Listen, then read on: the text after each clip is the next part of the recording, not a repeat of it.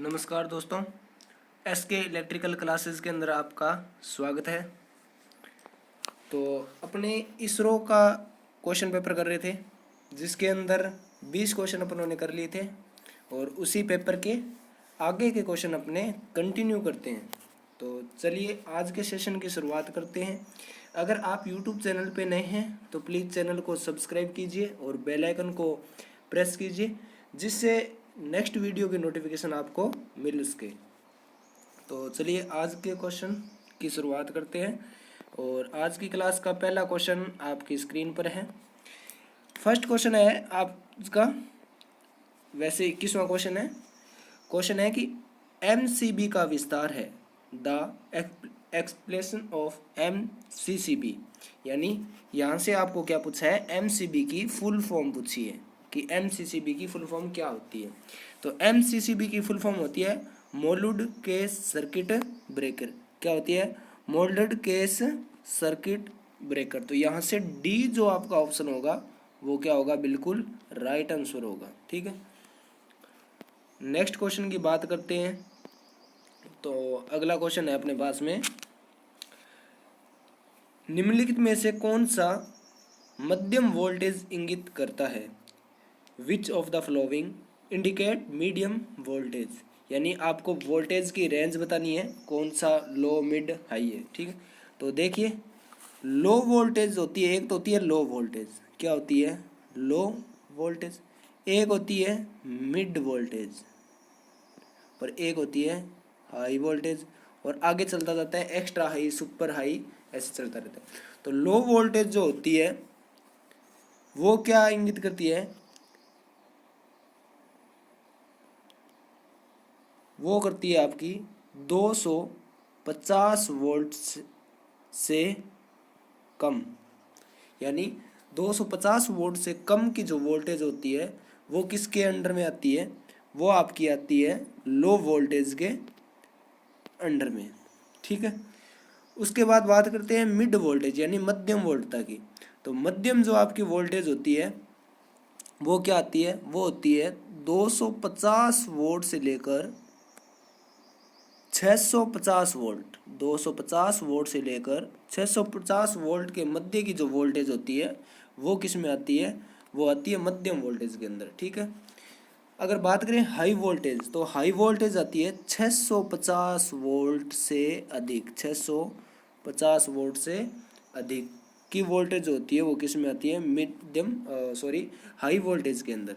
ठीक है, तो क्वेश्चन में अपने को पूछा है कि मध्यम वोल्टता इंगित करती है। तो मध्यम वोल्टता क्या होगी? ऑप्शन ए है आपके पास में कि 200 वोल्ट से अधिक नहीं, बी ऑप्शन है 650 वोल्ट से अधिक नहीं, और सी ऑप्शन है आपके पास में 650 वोल्ट से अधिक और 33 किलोवोल्ट तक, और डी ऑप्शन है 415 से अधिक नहीं।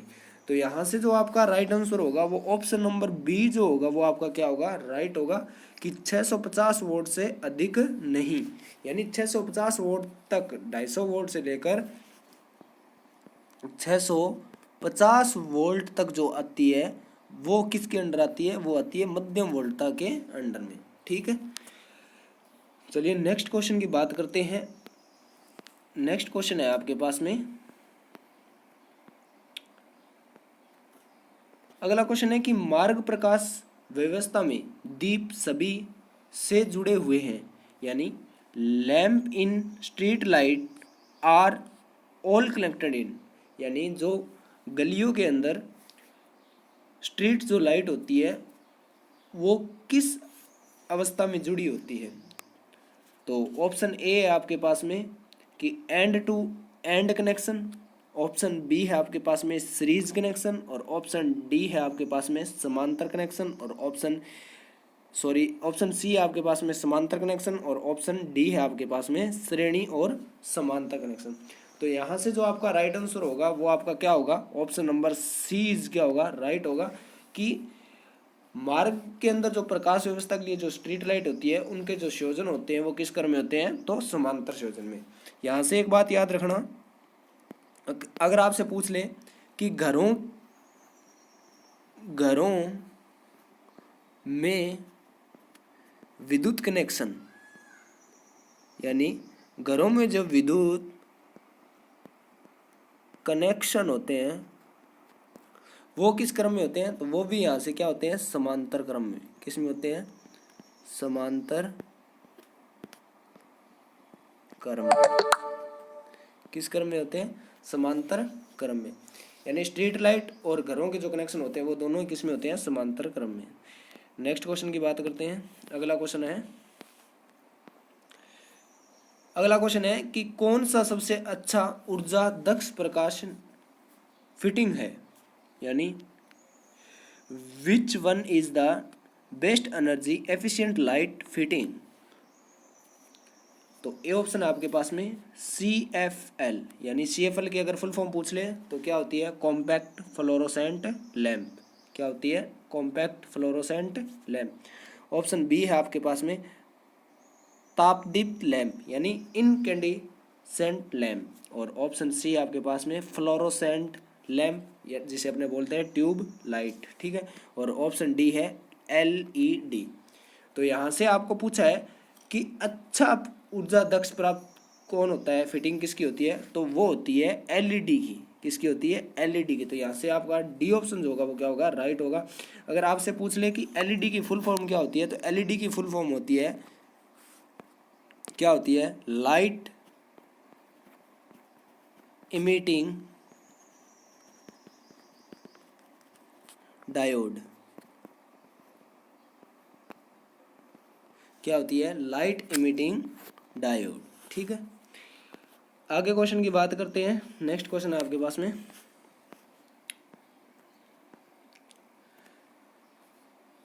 25वां क्वेश्चन आपके पास में कि डैश की इकाई किलोवाट घंटे है, यानी KWH is the unit of. तो KWH जो यूनिट होती है ये किसकी इकाई होती है। ए ऑप्शन है आपके पास में वोल्टता की। तो वोल्टता की आपको पता है कि वोल्टता की इकाई क्या होती है, वोल्ट होती है। वोल्टता की इकाई क्या होती है, वोल्ट होती है। तो यहाँ से ए ऑप्शन जो होगा वो आपका क्या हो जाएगा, कैंसिल हो जाएगा। बी ऑप्शन की बात करें तो बी ऑप्शन में है करंट, यानी करंट किसकी होती है, धारा की इकाई। किसकी होती है, विद्युत धारा की इकाई। तो यहाँ से बी ऑप्शन भी आपका क्या हो जाएगा, रॉन्ग हो जाएगा। और सी ऑप्शन है आपके पास में कि इलेक्ट्रिक पावर यानी विद्युत शक्ति। और विद्युत शक्ति की आपको इकाई पता है क्या होती है, वाट। क्या होती है, वाट। तो यहाँ से सी ऑप्शन है वो भी आपका क्या हो जाएगा, रॉन्ग हो जाएगा। ऑप्शन है आपके पास में डी है विद्युत ऊर्जा। तो विद्युत ऊर्जा की जो इकाई होती है वो क्या होती है, KWH, यानी किलोवाट घंटा। तो यहाँ से आपका जो राइट आंसर होगा वो क्या होगा, ऑप्शन नंबर डी क्या होगा, राइट होगा कि KWH किसकी यूनिट है, तो विद्युत ऊर्जा की, इलेक्ट्रिकल एनर्जी की। ठीक है। नेक्स्ट क्वेश्चन की बात करते हैं। अगला क्वेश्चन है आपके पास कि वर्ग H विद्युतरोधी सामग्री की ताप सीमा है, यानी आपने सारणी पढ़ी होगी एक कि you are every beautiful hard competition, यानी you are every beautiful hard competition. जो वाई सामग्री है इसका होता है 90 डिग्री, 105 डिग्री, 110 डिग्री, 120, इसका 130, इसका 155 और इसका 180 से अधिक। ठीक है। तो यहाँ से आपको किसका पूछा है, वर्ग H का पूछा है। किसका पूछा है, वर्ग H का। तो H का क्या होता है, 155 डिग्री। तो यहाँ से आपका जो राइट आंसर होगा वो क्या होगा, ऑप्शन नंबर जो बी है वो क्या होगा आपका, राइट होगा। ठीक है।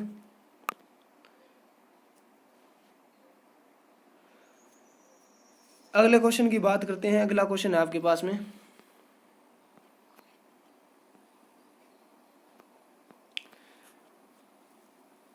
कि में 16 SWG तार के नाम ये व्यास है, यानी जो 16 SWG का जो तार होता है उसका व्यास जो होता है वो कितना होता है। तो ये एक डाटा ऑपरेटर क्वेश्चन है, तो ये आपको सीधा डायरेक्ट याद ही रखना होता है, इसकी कोई निकालने की ट्रिक नहीं होती है, ठीक है। तो जो 16 SWG जो तार होते हैं उसका होता है 1.6 mm। क्या होता है? 1.6 mm। यहाँ से ए जो आपका ऑप्शन होगा वो क्या होगा? राइट होगा।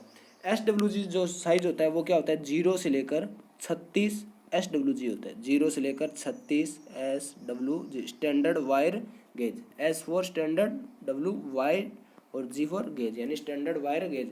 तार का अपने व्यास मापते हैं वो किससे मापते हैं? SWG से मापते हैं। और SWG का साइज की रेंज पूछ रहे तो कितनी होती है? 0 से लेकर 36 तक क्या होती है? रेंज होती है।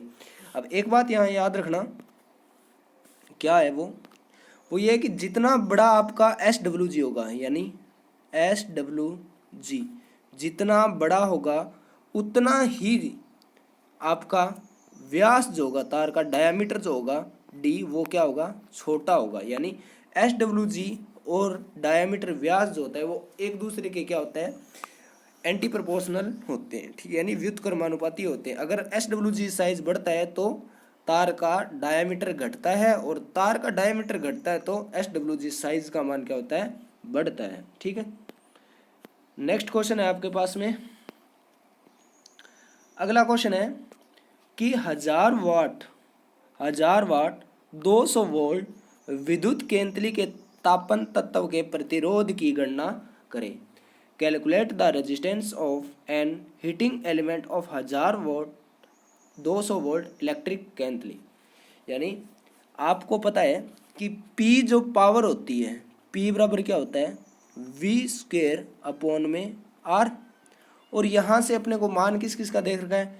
P का मान दे रखा है। P का मान कितना दे रखा है आपको? यहाँ से P दे रखी है कितनी? 1000 वाट।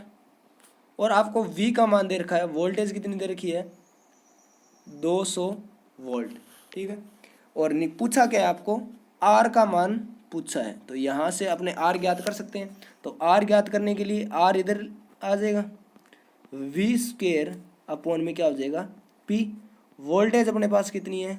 200 वोल्ट। तो 200 को 2 बार ले लेंगे क्योंकि स्क्वायर है, और पावर कितनी है? 1000 वाट। तो 3 जीरो से ये 3 जीरो क्या कर देंगे? कैंसिल। तो 20 को 2 से गुणा करेंगे तो R अपने पास क्या आ जाएगा? 20 इंटू 2 कितना आ जाएगा? 40 ओम। क्या आ जाएगा? 40 ओम। तो ऑप्शन देखते हैं 40 ओम कौन से ऑप्शन में। तो यहाँ से जो अपना राइट आंसर होगा वो ऑप्शन नंबर डी क्या होगा? राइट होगा, 40 ओम। कैसे आया आपको समझ में आ गया होगा। नेक्स्ट क्वेश्चन की बात करते हैं। अगला क्वेश्चन है अगला क्वेश्चन आपके पास में है कि 3 धारिता के प्रत्येक 10 माइक्रोफेरेड समांतर में जुड़े हैं। यानी 3 धारिता के प्रत्येक 10 माइक्रोफेरेड समांतर में जुड़े हैं, तुल्य धारिता का पता लगाएं। यानी 3 आपके पास क्या है? कैपेसिटर है, और वो किस क्रम में जुड़े हुए हैं? इस प्रकार समांतर क्रम में जुड़े हुए हैं। इस प्रकार क्या जुड़े हुए हैं?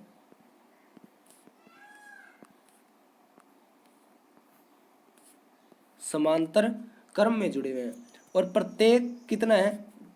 कितने माइक्रोफेरेड का है? 10 माइक्रोफेरेड का है। ये भी कितने का है? 10 का। और ये भी क्या है? 10 का। तो इनका तुल्य धारिता कितनी होगी?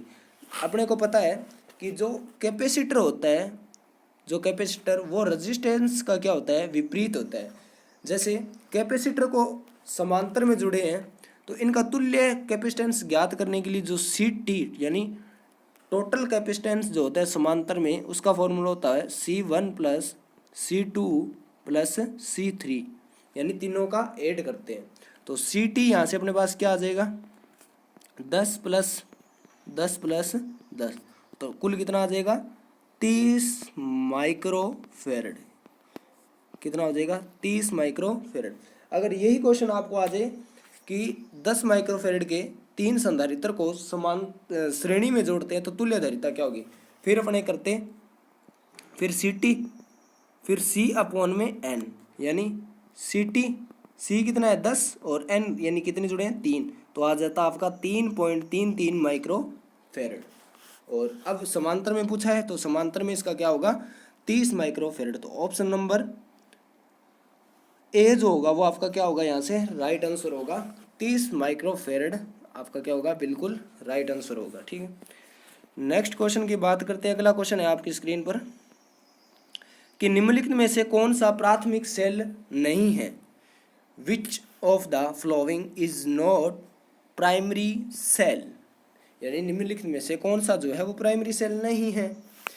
तो बात करते हैं, ऑप्शन ए है आपके पास में शुष्क सेल। तो शुष्क सेल जो होता है ये क्या होता है प्राइमरी सेल होता है। शुष्क सेल क्या होता है प्राइमरी सेल होता है। बात करें डेनियन सेल, डेनियन सेल भी क्या होता है प्राइमरी सेल होता है। और लेकलांची सेल ये भी क्या होता है प्राइमरी। तो निकल लोहा सेल यानी निकल आयरन जो सेल है ये आपका क्या है प्राथमिक सेल नहीं है। ये कौन सा सेल है तो द्वितीयक सेल है। तो यहाँ से आपका जो राइट आंसर होगा वो ऑप्शन नंबर बी क्या होगा राइट होगा। नेक्स्ट क्वेश्चन की बात करें तो नेक्स्ट क्वेश्चन आपकी स्क्रीन पर कि पूरी तरह से चार्ज किए गए शेल का विशिष्ट घनत्व है, यानी specific gravity of fully charge cell cell B. तो फुल चार्ज किए गए सेल का स्पेसिफिक ग्रेविटी कितनी होती है। तो ऑप्शन ए है आपके पास में कि 1365, ऑप्शन बी है 1165, ऑप्शन सी है आपके पास 1265 और ऑप्शन डी है आपके पास में 1200। तो यहाँ से इसका जो राइट आंसर होगा ऑप्शन नंबर सी क्या होगा राइट होगा कि 1265। 1165 के अंदर क्या हो जाएगा कि जो आपकी बैटरी होगी वो क्या होगी डिस्चार्ज होगी, क्या होगी डिस्चार्ज। और 1365 क्या हो जाएगा बहुत ज़्यादा हो जाएगा, ये क्या हो जाएगा बहुत ज़्यादा हो नहीं सकता। 1200 में क्या होगी बैटरी हाफ चार्ज होगी, बैटरी क्या होगी हाफ चार्ज होगी। ठीक है, और 1265 के अंदर क्या होगा बैटरी फुली चार्ज होगी। ठीक है, फुली चार्ज होगी, फुली चार्ज होगी तो आपका विशिष्ट घनत्व कितना आएगा 1265। ठीक है, अगले क्वेश्चन की बात करते हैं। अगला क्वेश्चन आपकी स्क्रीन पर कि सीसा अम्ल बैटरी में इस्तेमाल विद्युत अपघट्य है। Electrolyte use in a lead acid battery is, यानी सीसा अम्ल बैटरी के अंदर अपने कौन से विद्युत अपघट्य का उपयोग करते हैं। तो आपको पता है कि सीसा अम्ल बैटरी के अंदर अपने H2SO4 प्लस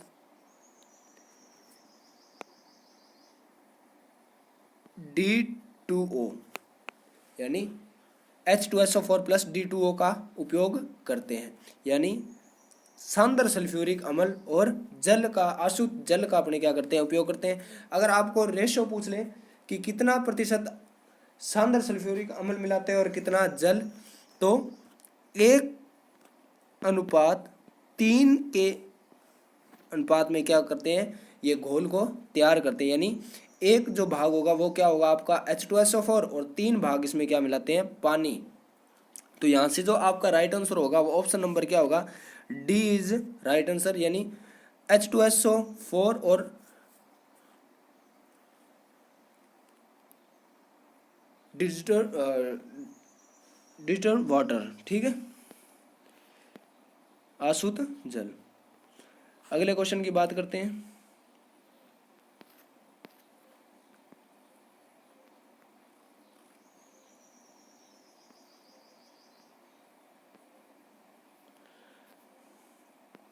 अगला क्वेश्चन है आपकी स्क्रीन पर कि 1.5 वोल्ट के 100 सेलों में प्रत्येक 1 ओम आंतरिक प्रतिरोध सहित श्रेणी में जुड़े हुए हैं।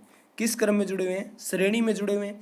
यदि बाह्य प्रतिरोध 40 ओम है, बाह्य प्रतिरोध वो है कितना है 40 ओम है, तो कितना धारा प्रवाह होगा।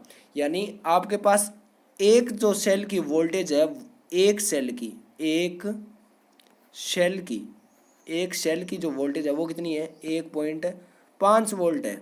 और ऐसे आपके पास कितने सेल हैं तो 100 सेल है, और उनको किस क्रम में जुड़ा हुआ है उनको जुड़ा हुआ है सीरीज क्रम में।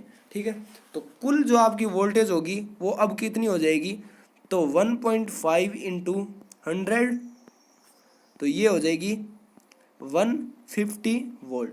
ठीक है, और एक सेल जब ये श्रेणी में इस प्रकार संयोजित है तो एक सेल का आंतरिक जो प्रतिरोध है वो कितना है, 1 ओम। और इस कितने सेल है, 100 सेल, तो इनका आर कितना हो जाएगा, 100।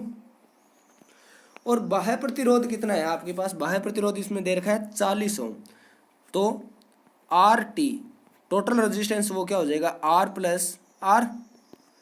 तो 100 ये हो जाएगा यानी इंटरनल रेजिस्टेंस, और 40 ओम क्या हो जाएगा, बाहरी प्रतिरोध। तो टोटल रेजिस्टेंस कितना हो गया, 140 ओम यानी 140 ओम। अब इसमें पूछा है धारा, आपको पता है आई बराबर क्या होता है, वी बटा में आर। वोल्टेज है आपके पास में 150 वोल्ट और प्रतिरोध कितना है 140। तो 10 से 10 क्या हो जाएगी, कैंसिल हो जाएगी, ठीक है।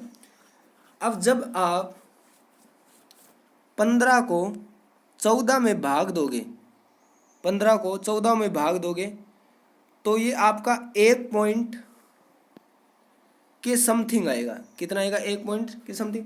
तो यहाँ से जो आपका राइट आंसर होगा वो बी ऑप्शन क्या होगा, बिल्कुल आपका राइट होगा, यानी 1.0 आगे निकाल के देख लेना, कुछ समथिंग आएगा, ठीक है। नेक्स्ट क्वेश्चन की बात करते हैं। अगला क्वेश्चन है आपकी स्क्रीन पर कि स्थिर चाल अनुप्रयोग के लिए किस प्रकार के डीसी मोटर का उपयोग किया जाता है, यानी which type of DC motor is use for constant speed application. स्थिर गति स्पीड के लिए आपको किस मोटर का उपयोग किया जाता है। ऑप्शन ए है श्रेणी मोटर। आपको पता है कि श्रेणी मोटर का उपयोग अपने किस कार्य में करते हैं, कृषण कार्य में। किसमें, कृषण कार्य यानी खींचने वाले कार्य में, ट्रैक्शन कार्यों के अंदर। ऑप्शन बी है शंट मोटर। तो बिल्कुल राइट आंसर है डीसी शंट मोटर। अपने स्थिर चाल के लिए यानी स्थिर चाल के लिए किस मोटर का उपयोग करते हैं, तो डीसी शंट मोटर का उपयोग करते हैं। बात करें कंपाउंड मोटर, तो कंपाउंड मोटर का उपयोग अपने उपयोग कहाँ करते हैं, एलिवेटर में। कहाँ, एलिवेटर के अंदर। कहाँ करते हैं, एलिवेटर के अंदर करते हैं। तो यहाँ से आपका जो राइट आंसर होगा वो क्या होगा, ऑप्शन नंबर बी होगा। अगले क्वेश्चन की बात करते हैं। अगला क्वेश्चन है आपकी स्क्रीन पर। अगला क्वेश्चन है कि एसी वोल्टता में क्रमशः 200 वोल्ट और 150 वोल्ट का आरएमएस मान और मूल्य मान और औसत मूल्य होता है। एसी वोल्टता का आकृति गुणक क्या है। इंग्लिश में देखते हैं। N AC voltage has an RMS value and average value of 200 volt and 150 volt respectively. What is the form factor of AC voltage. अब आपको पता है फॉर्म जो फैक्टर होता है, कौन, क्या, form factor. Form factor, form factor पता है आपको, आरएमएस मान, RMS value upon average value, average value. यानी फॉर्म फैक्टर जो होता है वो क्या होता है, आरएमएस मान अपॉन में एवरेज मान यानी औसत मान। तो आरएमएस मान आपको यहाँ से कितना दे दिया, 1 मिनट में थोड़ा इसको साइड कर देता हूँ। आरएमएस मान आपको जो दे रखा है वो आपको दे रखा है 200 वोल्ट। कितना दे रखा है, 200। और एवरेज मान कितना दे रखा है, 150 वोल्ट। तो काटेंगे, 500 का 20 और 5 15 और 4 को 3 में भाग देंगे तो आपका क्या आएगा, 1.33 के क्या आएगा, समथिंग है। तो यहाँ से आपका जो राइट आंसर होगा वो ऑप्शन नंबर क्या होगा, सी क्या होगा, राइट होगा। वैसे अगर आपको पूछ ले कि साइन वेव एसी, क्या, sine wave AC, sine wave alternating current का फॉर्म फैक्टर कितना होता है, तो इसका फॉर्म फैक्टर होता है 1.11, ठीक है। और जब आपको इस प्रकार वैल्यू दे दे तो आपको क्या होगा, निकालना होगा। और वैसे ये क्या होता है, फिक्स होता है, ठीक है। जैसे अब इस प्रकार के क्वेश्चन के अंदर क्या दे रही है, इसमें आरएमएस की वैल्यू दे दी और एवरेज की वैल्यू दे दी, और अब निकाल के देखेंगे तो इसका क्या आएगा, 1.33, और वो अपना ऑप्शन में है तो उसी ऑप्शन को क्या मानेंगे, राइट मानेंगे। इस कंडीशन के अंदर ये जो आपका 1.11 है ये क्या हो जाएगा, रॉन्ग हो जाएगा, ठीक है। अगले क्वेश्चन की बात करते हैं। अगला क्वेश्चन है आपकी स्क्रीन पर कि प्रेरक में संचित ऊर्जा के अनुक्रमानुपात है। यानी प्रेरक जो इंडक्टर होता है उसके अंदर जो एनर्जी स्टोर करती है वो किस होती है, तो ई बराबर होता है एल 1/2 LI², यानी एनर्जी जो स्टोर होती है वो होती है 1/2 LI²। तो धारा की क्या होती है, स्क्वायर के समानुपाती होती है। तो यहाँ से जो आपका बी ऑप्शन जो होगा वो क्या होगा, राइट होगा। अगर यहीं आपको कैपेसिटर में पूछ ले, किस में, कैपेसिटर में, कैपेसिटर के अंदर जो एनर्जी स्टोर होती है वो क्या होती है 1/2 CV², 1/2 CV²। ठीक है, यानी कैपेसिटर के अंदर किसकी, वोल्टता की स्क्वायर के, और इंडक्टर एल के अंदर किसकी होती है, I²। ठीक है, यहाँ से ये दो बातें याद रखना। तो ऑप्शन बी अपना क्या होगा, राइट होगा। अगले क्वेश्चन की बात करते हैं। अगला क्वेश्चन है आपकी स्क्रीन पर कि ऐसी परिपथ का शक्ति गुणांक है, power factor of N AC circuit is. तो चलिए देखते हैं। आपको पता है कि पावर का जो ट्रायंगल बनता है वो कुछ इस प्रकार बनता है। ठीक है, ये होती है अपने पास में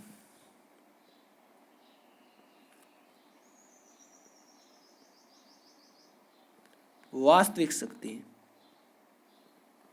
ये क्या होती है, वास्तविक शक्ति, जिसे अपने बोलते हैं ट्रू पावर। क्या बोलते हैं, ट्रू पावर। ठीक है, क्या बोलते हैं, ट्रू पावर। और ये जो होती है इसको अपने किस में लिखते हैं, KW में। किस में लिखते हैं, KW में। और ये जो पावर होती है ये होती है आपकी रिएक्टिव पावर। कौन सी, रिएक्टिव पावर, यानी प्रतिघाती शक्ति। और इसको अपने लिखते हैं KVAR के अंदर। ठीक है, और ये आपकी शक्ति होती है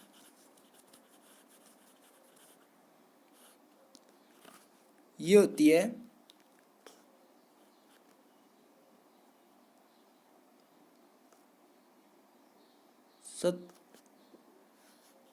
KVA, यानी आभासी पावर। कौन सी, आभासी पावर, सॉरी ये कौन सी होती है, आभासी। इसको किस में लिखते हैं, KVA में। अब यहां से अपने को पता है, कलर चेंज कर लेते हैं अपने, कि लाल बटा कक्का से देखते हैं, लाल बटा में कक्का। और इससे देखेंगे तो साइन अपने को क्या चाहिए, कोस। पावर फैक्टर को किस में मेजर करता है, कोस में। तो कोस जो होता है वो क्या होता है, आधार अपॉन में कर्ण। कोस क्या होता है, आधार बटा में कर्ण। और आधार क्या था, किलोवाट, और कर्ण क्या था, KVA, यानी वास्तविक शक्ति बटे में आभासी शक्ति। क्या, वास्तविक शक्ति अपॉन आभासी शक्ति का जो अनुपात होता है वो क्या होता है, कोस फाई। क्या होता है, कोस फाई, यानी पावर फैक्टर। और यहाँ से आपको यही पूछा है कि ऐसी परिपथ का शक्ति गुणांक यानी पावर फैक्टर जो होता है वो क्या होता है, तो वो होता है वास्तविक शक्ति अपॉन में आभासी शक्ति। ये भी लिख सकते हैं, या KW बटा में KVA। तो यहाँ से आपका जो राइट आंसर होगा वो क्या होगा, ऑप्शन नंबर ए होगा। वो क्या होगा, बिल्कुल राइट होगा, यानी किलोवाट यानी वास्तविक शक्ति अपॉन में KVA यानी आभासी शक्ति। ठीक है, नेक्स्ट क्वेश्चन की बात करें तो अगला क्वेश्चन है आपकी स्क्रीन पर कि ट्रांसफॉर्मर के निम्नलिखित हानियों में से कौन सा आवृत्ति के वर्ग पर निर्भर करता है। Which of the following loss of A transformer is depending on square of frequency. Option A आपके पास में लोहा हानियां, ऑप्शन बी है आपके पास में ताम्र हानियां, और ऑप्शन सी है हिस्टेरिसिस, और ऑप्शन डी है भंवरदाना हानियां। तो ताम्र हानियां जो होती है वो क्या होती है, धारा की स्क्वायर की होती है। क्या होते हैं, आई स्क्वायर आर होती है, जिसे अपने लिखते हैं पी कॉपर। तो यहाँ से बी ऑप्शन जो होगा वो अपना क्या हो जाएगा, रॉन्ग हो जाएगा। यानी ताम्र हानियां वो होती है, वो किसकी होती है, धारा की स्क्वायर के। लोहा हानियों के अंदर कौन कौन सी हानि आती है, एक तो आती है हिस्टेरिसिस हानि प्लस एडी करंट हानि, ठीक है। और ऑप्शन सी है कि हिस्टेरिसिस हानि, और ऑप्शन डी है भंवरधारा हानि। तो भंवरधारा जो हानि होती है वो क्या होती है, फ्रीक्वेंसी के स्क्वायर के क्या होती है, समानुपाती होती है। तो यहाँ से जो आपका राइट आंसर होगा वो ऑप्शन होगा डी, क्या होगा, राइट होगा, कि ट्रांसफार्मर के अंदर भंवरधारा जो होती है वो आवर्ती के क्या होती है, वर्ग के समानुपाती होती है, ठीक है। नेक्स्ट क्वेश्चन की बात करें, अगला क्वेश्चन है आपकी स्क्रीन पर। अगला क्वेश्चन है कि 4000/400 वोल्ट 100 kVA रेटिंग का ट्रांसफार्मर के द्वितीय कुंडली में 1000 फेरे हैं। इनके प्राथमिक ट्रांसफार्मर में फेरों की संख्या क्या है, ठीक है। तो अपने को पता है कि ट्रांसफार्मर के अंदर N2 यानी सेकेंडरी में टर्न अपॉन में N1 यानी primary turn, E2 secondary volt था अपॉन E1 प्राइमरी वोल्ट था। यहां से अपने को इसमें क्या दे रखा है, 1000 कौन से है, द्वितीय कुंडली में 1000 फेरे हैं। द्वितीय कुंडली में कितनी है, 1000, यानी द्वितीय में 1000 आगे। N1 का मान अपने को पूछा है, E2 का मान अपने को इसमें दे रखा है 4000 वोल्ट, और E1 का दे रखा है 400, ठीक है। 20 से 20, 20 से 4 एकम 4 और 4 10 दया 40, ठीक है। 10 से ये 10 क्या हो जाएगी, कैंसिल। तो N1 का जो मान होगा वो कितना आ जाएगा, 100 टन। N1 का मान क्या आ जाएगा, 100। तो यहाँ से ए जो ऑप्शन है वो आपका क्या होगा, राइट होगा, ठीक है। ऑप्शन ए क्या होगा आपका, राइट होगा। अगले क्वेश्चन की बात करें,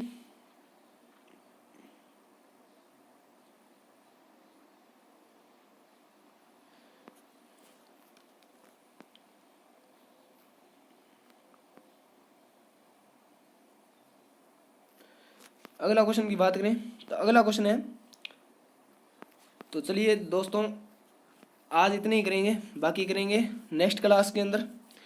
और अगर आपको वीडियो अच्छी लगे तो प्लीज़ चैनल को सब्सक्राइब कीजिए और बेल आइकन को प्रेस कीजिए। आगे 20 क्वेश्चन अपने आगे और रह गए हैं, वो अगली क्लास के अंदर करेंगे। आज के लिए इतना बहुत है, ठीक है। अगर आपको क्वेश्चन सोल्व कराने का कंटेंट अच्छा लगे तो प्लीज़ चैनल को सब्सक्राइब कीजिए और बेल आइकन को प्रेस कीजिए, जिससे नेक्स्ट वीडियो का नोटिफिकेशन आपको मिल सके।